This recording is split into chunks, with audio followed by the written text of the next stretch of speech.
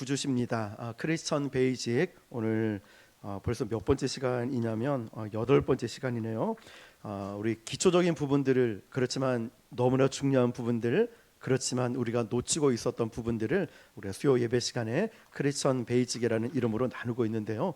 지난 시간에는 아빠, 아버지, 하나님에 대해서 나누었다면 오늘은 예수님에 대해서 한번 나눠보도록 하겠습니다. 우리가 흔히 들었던 이야기들 또 예수님이 어떤 분이신지는 모르시는 분은 안 계실 겁니다. 그렇다면 이 예수님을 나의 구주십니다 라고 할 때 우리는 어떻게 살아가야 될까? 이 부분에 대해서 실제적인 부분을 나누고자 합니다. 우리가 신앙생활하면서 저는 예수님 믿습니다 라고 이야기를 하는데 막상 물어보면 예수님 믿는 게 뭡니까? 라고 물어보면 막상 대답을 못 하시는 분들이 의외로 많이 계십니다. 자, 그런 의미가 무엇일까? 우리가 예수님을 믿습니다 라고 말할 때 정확하게 이야기를 할 수 있어야 기독교인으로서의 정체성을 갖게 되는 것입니다. 오늘 본문을 보시면 예수님께서 빌립보 가이사랴 지방에서 제자들에게 이렇게 묻지요. 너희들은 나를 누구라 아느냐? 자, 여러분, 제자들은 오늘 이 질문에 대해서 명확하게 대답을 했고 바로 그 베드로의 고백 위에 교회가 세워졌습니다. 그렇다면 교회 존재 목적의 이유가 되기도 합니다. 제가 책을 하나 봤는데요. 인도의 길을 걷고 있는 예수라는 이 책에 보니까 이런 내용이 있더라고요. 만약 당신이 기독교인에게 당신은 무엇을 믿습니까? 라고 물어본다면 사람들은 제각기 자기의 이야기들을 할 것이다. 그 답변은 모순일 수도 있고 어떤 사람의 믿음도 정확하게 이 둘, 셋이 일치될 수 없을 것이다. 그러나 만약 당신이 기독교인에게 무엇을이 아니라 누구를 믿습니까? 라고 묻는다면 모두가 하나의 똑같은 답을 할 것이다. 기독교에 접근할 때 무엇을 강조하기 시작하면 우리는 분열합니다. 그러나 누구를 강조하면 마치 쇠가 자석에 붙듯이 우리 그리스도인들은 하나가 될 것입니다. 예수 그리스도는 나누어진 바퀴살을 한데 묶는 중심부 역할을 합니다 라는 글입니다. 여러분 와닿지 않습니까? 무엇을 믿습니까? 이러면 우리는 이런저런 이야기를 할 수 있지만 누구를 믿습니까? 라고 하면 바로 우리는 예수 그리스도를 믿습니다. 명확하게 말할 수 있다는 거죠. 우리나라에도 교파가 참 많이 있습니다. 순복음 기하성이라고 하는데요. 기독교 대한 하나님의 성에도 저희는 상관이 없는데 위에서 자꾸 나눠졌다가 붙여졌다 하니까 저는 모르겠어요. 어디가 속해져 있는지. 어떤 때는 뭐 이렇다가 저랬다가 말을 하죠. 그래서 그들에게 무엇을 믿느냐라고 이야기하면 장로교는 또 합동통합측이나 감리교나 침례교나 이렇습니다 저렇습니다 자기만의 색깔들을 드러냅니다. 그렇다 할지라도 그분들에게 누구를 믿습니까? 라고 물어보면 모두가 동일하게 우리는 예수 그리스도를 믿습니다 대답할 수 있을 것입니다. 오늘 이 고백이 왜 중요하냐면 우리가 신앙생활을 하다 보면 마음이 나뉘어질 수 있어요. 우리 교회는 아닙니다. 우리 교회는 절대 아닌데요. 신앙생활 하다 보면 교회 안에 마음이 나뉘어질 수도 있고 또 어떤 때는 그 교회가 분열되는 경우도 있습니다. 그래서 우리가 이 고백이 중요한 이유는 우리가 무엇을이 아니라 누구를 믿는지를 명확하게 해야 우리가 이 균열되고 분열된 마음들을 하나로 모을 수 있기 때문이죠. 오늘 본문 말씀을 보면 가장 정확하게 예수님이 누구신지를 이야기를 하고 있는데요. 조금 전에 이야기했던 것처럼 베드로의 고백 뒤에 예수님이 교회를 세우시겠다라고 말씀하셨기 때문에 중요한 말씀이죠. 16절 말씀처럼 시몬 베드로가 대답하여 이르되 주는 그리스도시요 살아계신 하나님의 아들이시니이다. 아멘. 예수님이 누구시냐? 하나님의 아들이십니다 고백해요. 그리고 그분은 그리스도이십니다 이야기를 합니다. 자, 우리가 이렇게 믿음으로 고백을 하죠. 주는 그리스도시요. 자, 그러면 이 고백이 왜 중요하고 어떤 의미가 있냐면 먼저 첫 번째로 알아야 될 것은 예수라는 이름이에요. 예수라는 이름이 성경에 보면 동일한 사람이 꽤 많이 등장을 합니다. 호세아, 여호수아 역시도 예수라는 이름을 가지고 있죠.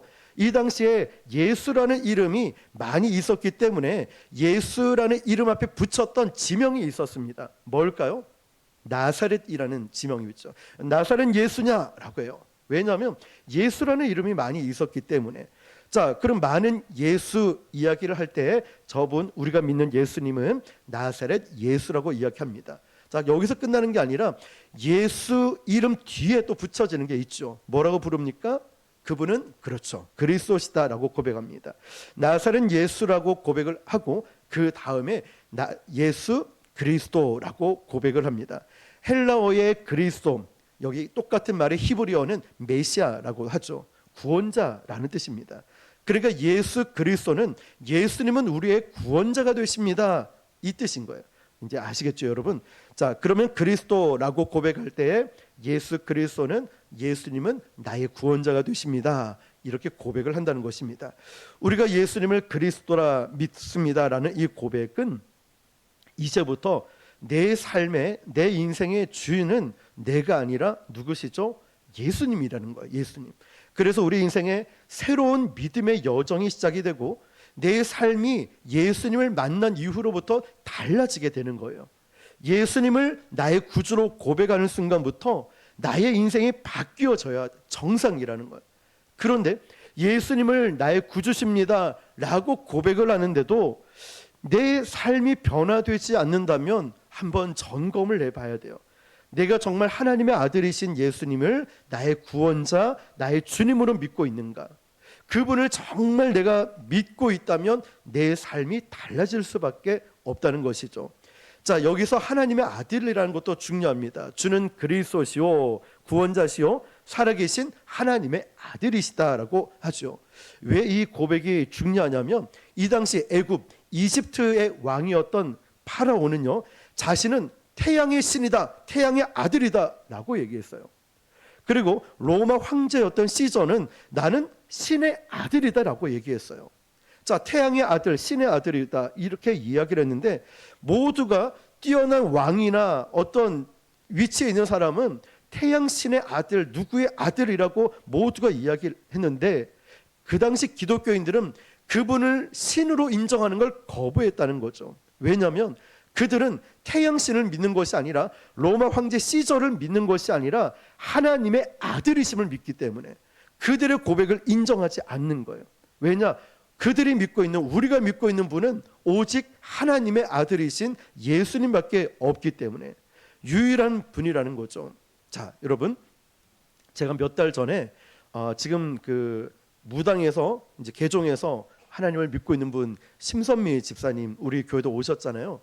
방송을 하기 전에 이제 제가 2번 참여를 했었어요. 계속은 이제 못하고 딱 시간이 그때 돼가지고요.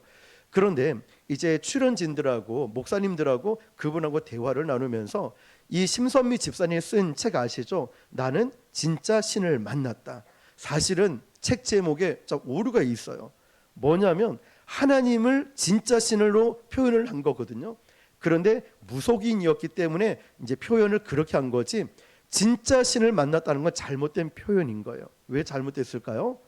그 여러 신 중에 진짜 신을 의미하는 것이 아니라 하나님을 믿는다는 건 그 신 중에 뛰어난 신이 아니라 유일신을 말하는 거예요. 비교가 되는 게 아니기 때문에 그래요. 자, 그렇지만 이제 무속인으로서 변화된 과정을 설명하기 위해서 그 책 제목을 그렇게 했을 뿐이겠죠. 여러분, 우리는 유일하신 하나님의 아들을 믿고 있는 것입니다. 그러다 보니까 기독교인들이, 예수 믿는 사람들이 사회 곳곳에서 핍박을 받거나 어려움을 당하기도 합니다. 왜 교회 다니는 사람들은 자기가 믿고 있는 신만 유일하다고 그러느냐? 저도 전도하다 보면 그런 이야기 참 많이 들어요. 아무리 설명해도 이해를 못하죠. 왜냐? 그분들은 이미 종교는 다 똑같다라고 생각하고, 아무리 예수님에 대해서 설명해도 어차피 예수도 인간이고 좋은 사람이지 않느냐 이렇게 보기 때문이죠. 여러분, 우리가 예수님을 믿습니다라고 이야기할 때 우리가 이 땅을 살아가면서 또 예수님께 속해서 살아갈 때 우리는 예수님의 다스림을 받는 것입니다. 자, 우리가 예수님을 믿는다라고 고백할 때 나는, 저와 여러분은 이 땅을 살아가지만 이 땅에 속해서 살아가는 것이 아니라 누구의 다스림을 받냐면 예수님의 다스림을 받습니다. 이 당시 기독교인들은 이렇게 고백을 하면은 굉장히 큰 고난을 받았습니다. 유대인들에게 야, 너희가 감히 예수님을 신이라고 그래? 이거 신성 모독이야. 이러면서 고난을 받았고요. 헬라 문화권에서는 사람들이 너희들이 예수를 유일신이라고 고백한다고?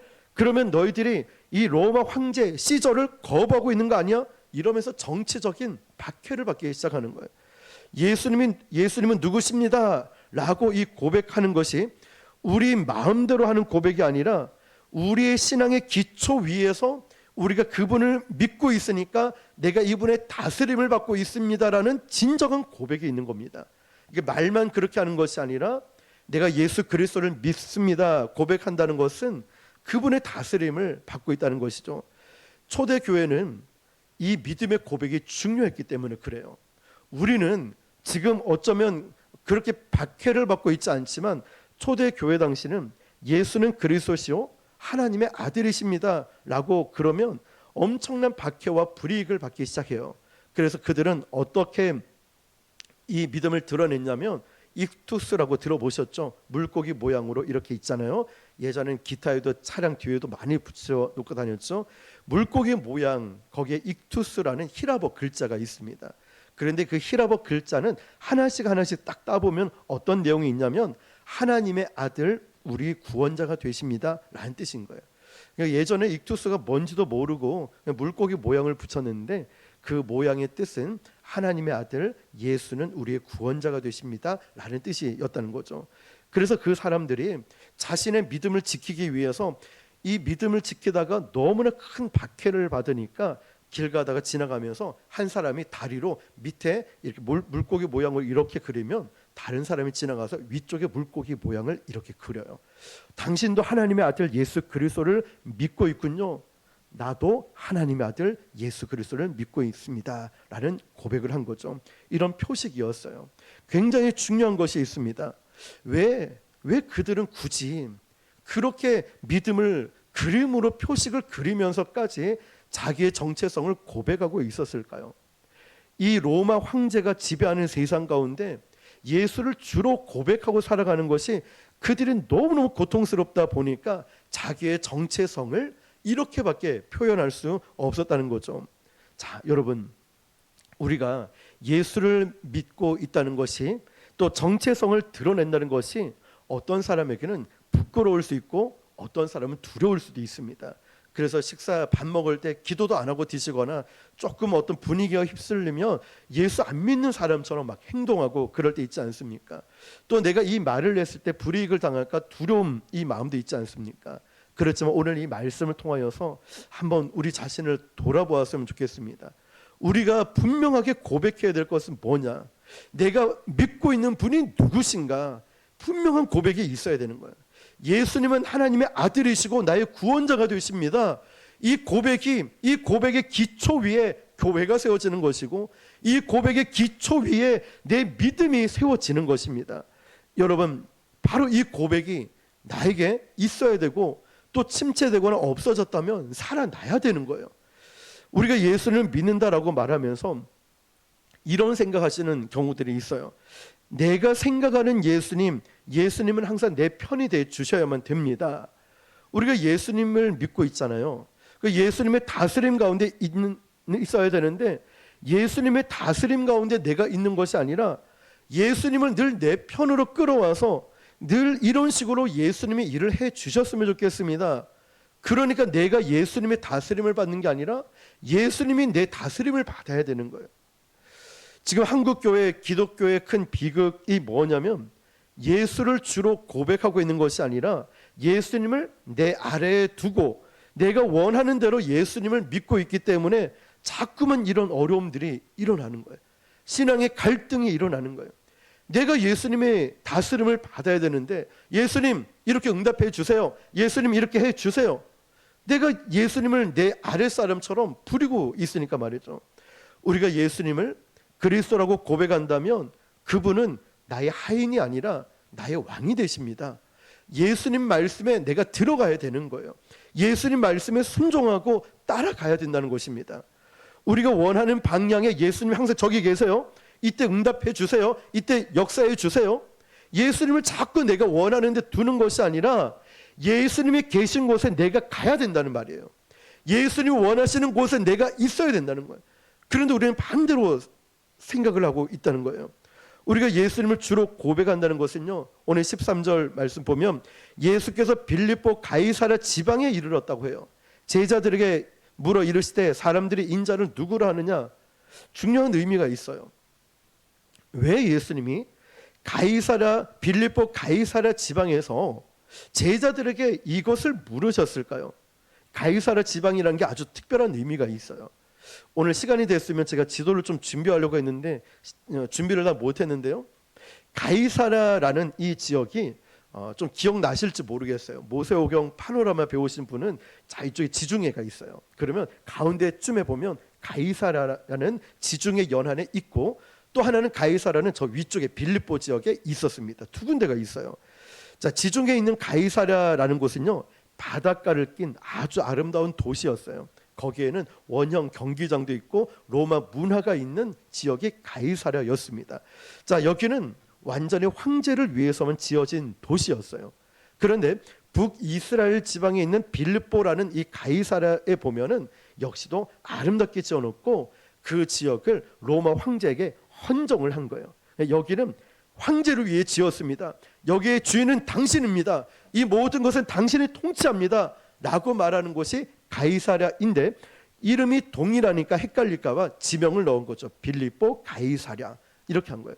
그러니까 그 땅 온통 너무 빛과 번쩍하고 아름다운데 이 땅 자체가 이스라엘 땅이 아니라 로마 황제에게 헌정된 땅이라는 것입니다. 폭포가 흐르고 물이 흐르고 지금도 그 신전이 터들이 아직도 남아 있다고 합니다.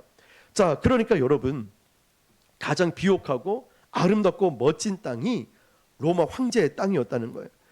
그런데 지금 이곳에서 이 예수님께서 너희들은 나를 누구라 하느냐 물어보고 있는 거예요. 그리고 제자들은 한치의 망설임도 없이 주는 그리스도시요 살아계신 하나님의 아들이십니다 고백을 하는 거예요. 여러분, 우리가 처해 있는 상황이 어떠하든지 간에 어떤 사람의 눈치를 받고 내가 어떤 어려움과 고난이 있다 할지라도 주님이 나에게 야 너는 나를 누구라고 말하니? 라고 물어본다면 이렇게 고백할 수 있을까요? 주는 그리스도시요 살아계신 하나님의 아들이십니다. 저는 주님의 통치를 받고 있습니다. 주님은 나의 모든 것 되십니다. 여러분이 처해 있는 그 두려움과 그 아픔과 그 어떤 환경 속에서도 나의 믿음을 고백할 수 있을까요? 이 고백이 있어야 그 다음 믿음이 자라나기 시작하는 거예요. 그 믿음의 터 위에 교회가 세워지듯이 내 믿음이, 나의 신앙이 이 고백 위에 세워지는 거예요. 그래서 오늘 이 고백은 너무나 귀하고 중요한 거예요. 예수님이 바로 그 가이사랴 빌립보에서 물어보고 계시는 거예요. 사람들이 나를 누구라 하느냐? 14절 보니까 이르시되 더러는 세례 요한, 더러는 엘리야, 어떤 이는 예레미야나 선지자 중에 하나라 하더이다. 그때 베드로가 얘기하죠. 주는 그리스도시요 살아계신 하나님의 아들이십니다. 여러분, 굉장히 중요한 의미가 있다는 거예요. 가이사랴가 다스리고 있었던 로마 황제 시저에게 줬던 이 도시에서 예수님 제자들이 그 한복판에서 이 땅의 주인, 나의 주인은 저 로마 황제가 아니라 오직 예수 그리스도십니다. 믿음으로 선포하고 고백하고 있는 장면이라는 거예요. 예수님을 주라 고백하는 것은요, 나만 주관하는 것이 아니라 온 우주 만물을 주관하시는 분이십니다. 당신은 나에게 그럴 권리가 있고 그 분은 나를 다스리시는 분이십니다. 그 고백을 하고 있다는 거예요. 우리가 예수님을 믿는다 고백하면서, 내가 예수님을 믿는다라고 말을 하면서 주님의 다스리심, 주님의 통치가 나와 아무 상관없이 있는 건 아닙니까? 내 가정에서, 내 사업장에서, 나의 인간관계 속에서 주님의 다스림이 있습니까? 주님의 통치를 경험하고 계십니까? 주님의 다스리심으로 인하여서 내가 맺고 있는 인간관계, 내가 하고 있는 모든 일들이 하나님의 이끄심과 하나님의 인도하심이 있을까요? 이 당시 로마는요, 유럽과 중동뿐만 아니라 북아프리카까지 다스리고 있었어요. 역사적으로 유명했던 곳이에요. 로마가 이 당시 어떤 정책을 썼냐면 팍스 로마나 정책을 씁니다. 팍스 로마나, 이게 뭐냐면 평화 정책을 쓰는 거예요. 잘 들어보십시오. 로마가 전 세계를 다스리고 오랫동안 통치할 수 있었던 이유가 여기 있어요. 그들의 그 나라의, 그 땅의 모든 고유 신앙 문화들을 인정했어요. 인정하면서 한 가지 조건만 걸었어요. 야, 너희들 마음껏 종교 생활하고 마음껏 돈 벌고 마음껏 살아. 너희들을 인정해 줄게. 다만 한 가지, 가이사랴를 주라고 고백해. 이 한 가지를 얘기한 거예요. 너희들이 이걸 인정한다면 나 너희 땅에 있는 모든 것 다 인정해 줄게. 너희들의 문화, 역사 다 인정해 줄게. 가이사랴를 너희 주로 인정을 한다면, 그렇게 인정한다면 그들에게는 아무 문제가 없었던 거예요. 그런데 거기에 기독교인들은 어떻게 합니까? 예수 믿는 사람은 뭐라고 얘기해요? 하나님의 아들 외에 나에게는 주가 없습니다. 어떻게 가이사랴를 나의 주라고 인정합니까? 모든 것 다 줘도 저는 그렇게 고백할 수 없습니다. 이때부터 문제가 생긴 거예요. 문제가. 그런데 기독교인들은 그 제일 중요한 예수님은 나의 구주가 되십니다를 절대로 로마 황제든 가이사랴에게 고백할 수 없는데 이것만 요구하고 있으니 문제가 일어나는 거예요. 어떤 면에서는 까짓건 가이사랴를 나의 주라 고백하지, 이러면 뭐 편안하잖아, 좋은 게 좋은 거잖아. 근데 그럴 수 없었던 거예요. 아무 문제가 없을 수 있는데 이들에겐 제일 큰 문제가 생긴 거예요. 그래서 기독교인들은 그것만큼은 타협할 수 없다 선포를 한 거죠. 세상 권력이 주고 있는 이 모든 일들이, 이 모든 것은 그가 주는 것이 아니라, 로마 황제가 주는 것이 아니라 하나님이 주시는 것을 알았기 때문에 그들은 필연적으로 무엇을 경험했을까요? 문제가 일어나기 시작해요. 문제가. 그리고 그 문제를 통하여서 고통을 겪기 시작하고 손해를 보고 피해를 보기 시작합니다. 여러분, 갈등이 일어났어요. 예수님을 제대로 믿는 사람은, 예수님을 구주로 믿고 그렇게 살아가는 사람은 필연적으로 이런 어려움들을 겪게 됩니다. 여러분의 도덕성이나 여러분이 가진 돈, 세상 일들로 갈등하는 것이 아니라 중요한 건 내가 누구의 다스림을 받고 있는가. 이 본질적인 물음 앞에서 여러분들이 내가 예수 믿기 때문에, 내가 교회를 다니기 때문에 갈등을 겪지 않는다면 세상에서 우리는 어쩌면 하나님을 제대로 믿고 있는 사람이 아닐지도 모릅니다. 필연적으로 우리는 예수 믿는다는 이유로 어떤 억울함도 당할 수 있고 고통도 다 당할 수 있어요. 그러니까 여러분, 사도 바울은 갈라디아서 2장 20절 우리가 잘 아는 말씀이죠. 이렇게 고백합니다. 내가 그리스도와 함께 십자가에 못 박혔나니 그런즉 이제는 내가 사는 것이 아니요 오직 내 안에 누가요? 그리스도께서 사시는 것이라. 이제 내가 육체 가운데 살아가는 것은 나를 사랑하사 나를 위하여 자기 자신을 버리신 누구를 위하여? 하나님의 아들을 믿는 믿음 안에서 사는 것이라. 아멘. 내 안에 누가 계시죠? 그리스도께서 계시는 거예요. 내 안에 오직 예수님이 계시는 거예요. 그리스도를 믿는 믿음으로 억울한 일 당하고 또 힘든 일 당하고 고통을 당해도 우리는 기꺼이 선포하고 선언하는 거예요. 하나님의 아들이시고 예수 그리스도를 나는 믿고 살아갑니다. 그분을 위해서라면 까짓것 포기할 수 있습니다. 다른 건 내려놓을 수 있습니다. 내가 예수님으로 충만하기 때문에. 여러분, 우리가 지금 살고 있는 우리의 삶, 무엇을 위해 살아가고 있습니까? 주님, 저는 내가 그리스도와 함께 십자가에 못 박혔습니다. 이제는 내가 사는 게 아니라 내 안에 그리스도가 사십니다. 내 안에 이지훈이 사는 게 아니라 그리스도가 사십니다. 여러분 안에, 여러분의 인생 가운데 여러분 자신이 있는 것이 아니라 여러분 마음속에는 예수님이 계신다는 거예요. 그래서 이제는 내가 예수님을 위해 살아갈 수밖에 없는 존재, 그 예수님을 믿고 살아갈 때 때론 억울하고 힘든 일이 있어도 주님, 제가 주님을 위해서라면 기꺼이 감수하겠습니다 라는 거죠. 하박국 2장 20절에 보니까 오직 여호와는 그 성전에 계시니 그 온 땅은 그 앞에 잠잠할지니라 하시니라. 아멘. 예수님께서 우리를 부르시고 하나님께서 우리를 부르시면서 이 성전 안에 우리를 부르실 때에 우리에게 요구하시는 것이 있어요. 뭘까요? 너의 소리를 내지 말고 잠잠하게 하나님의 음성을 듣고 하나님의 말씀을 듣고 움직이라는 거예요. 우리가 교회를 세우고 또 우리가 하나님의 일을 할 때 나의 목소리와 내 소리를 내는 것이 아니라 이 목사인 저 역시도 하나님의 음성을 듣고 하나님의 뜻이 무엇인가, 이렇게 말씀을 선포하고 찬양을 부르면서 기도할 때도, 우리가 주의 일을 할 때도 하나님의 뜻이 무엇일까? 하나님의 마음이 어떤 것일까? 그 소리를 들으라는 것이죠. 나의 인생에 나는 그리스도시여 살아계신 하나님의 아들을 믿습니다 라고 이야기하는 것은요, 고백하는 것은 내 인생의 주인이 바뀌었다는 거예요. 그 주님의 부르신 가운데 이제는 주인이 바뀌었으니까 주님의 음성을 듣고 살아가야 되는 거예요. 우리가 예수를 주로 고백한다는 것은 내 삶의 목적이 바뀌었다는 겁니다. 여러분, 그동안 무엇을 위해 살아오셨습니까? 얼마나 또 열심히 살아오셨습니까? 그 목적이 무엇일까요? 예수를 주로 고백한다면 이 땅의 만족과 이 땅의 유익을 위해 살아가지 않습니다. 하나님이 원하시는 그 목적대로 우리가 살아가게 됩니다.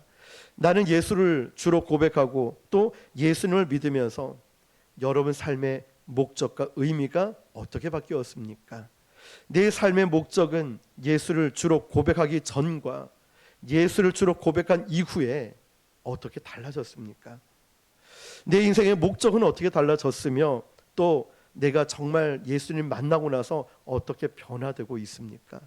만약에 여러분이 예수님을 믿는다라고 말하면서 변화가 일어나지 않았다면, 삶의 목적도 바뀌지 않았다면, 예수님 믿기 전과 예수 믿고 난 이후가 달라지지 않았다면, 어쩌면 나는 예수를 주로 고백은 하지만 입술의 고백일 뿐 내 마음의 고백은 아닐지도 모릅니다. 한번 점검을 해 보십시오. 정말 나는 예수님을 믿습니다 라고 고백을 한다면 달라질 수밖에 없는 거 말이죠.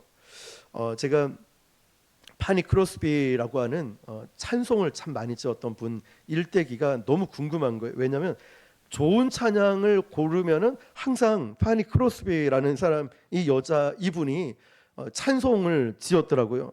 그런데 이 여자는 장님이에요. 앞을 못 보는 분이에요. 근데 그 중에 지었던 찬양이 우리가 잘 알고 있는 곡이에요.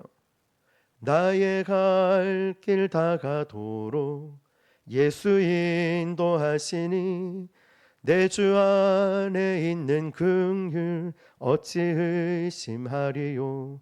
믿음으로 사는 자는 하늘 위로 받겠네. 무슨 일을 만나든지 만사 형통하리라. 아마 저기 찾아보면 그 책이 있을 거예요. 그분이 지었던 책이 있어요. 장님이고 앞을 못 보는데도 그분이 고백을 하는 거예요. 만사 형통하다고. 왜 그렇게 고백할까요? 내 인생의 주인은 하나님이시니까. 주님이 나를 이끌어 가시니까 어렵고 힘든 일도 합력하여 선을 이루는 이 인도하심을, 형통하심을 경험한다는 거죠. 여러분, 우리는 지금 어떤 일을 겪고 있고 우리가 어떤 아픔과 두려움가 있는지 모릅니다. 그렇지만 그 한가운데 있다 할지라도 모든 것을 합력하여 선을 이루시는 하나님께서 형통케 하실 줄 믿습니다. 또 그분이 지은 찬양이 있어요. 잘 아실 거예요. 예수를 나의 구주 삼고 성령과 피로서 거듭나니 이 세상에서 내 영혼이 하늘의 영광 누리도다. 이것이 나의 간증이요 이것이 나의 찬송일세. 나 사는 동안 끊임없이 구주를 찬송하리로다. 아멘. 제가 그 파니 크로스비 찬양이 그분의 삶 일대기를 보면서 이 찬양이 생각났고 또 한 가지 기억나는 게 바로 이 부분이었어요. 내 삶의 간증이 있는가라는 부분이었어요. 내 삶에 우리가 신앙인으로서 또 하나님의 인도하심으로 하나님이 나의 주인으로 믿고 살아갈 때 그렇게 고백을 하는데 여러분 혼자 있을 때 찬송이 나옵니까? 찬양이 입술에서 나옵니까? 아니면 가요가 나옵니까? 아니면 세상적인 언어들이 나옵니까? 아니면 정말 주님께서 나를 통하여 일하셨던 간증이 나오고 있습니까? 우리가 예수를 믿으면서 가장 큰 비극이 뭐냐면 간증이 없어졌어요. 오늘 하나님이 나에게 어떤 일을 하셨는지, 지금도 나에게 무슨 일을 하고 계신지 이거를 정말 은혜 가운데 말할 수 있는 간증을 잃어버렸어요.